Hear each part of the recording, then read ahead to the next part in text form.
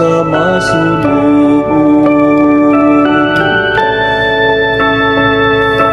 Daikang Ginoo nga nagaayo sa masulubong. Daika ang Ginoo kay siya maayo. Awitig pagdaig ang atong Dios kay siya mahigugmaon. Angay gayud ang pagdaig kaniya. Ang Ginoo nagabago pagtukod sa Jerusalem, iyang gipundok ang nagatibulaan sa Israel.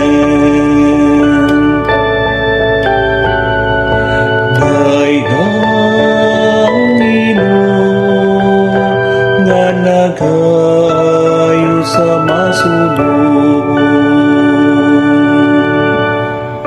Iyang giayo ang masulubong.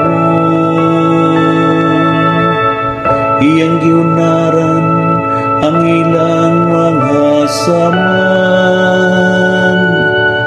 Siyang nagaihap sa kabitunan.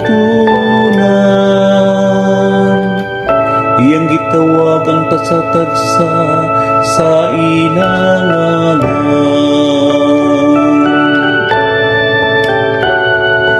Daikang Ginoo nga nagaayo sa masulubong.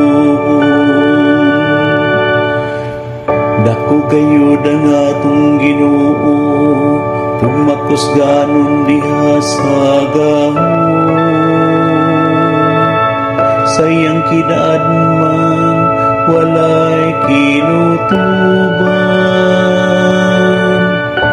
Ang Ginoo nagapabangon sa mapaubsanon.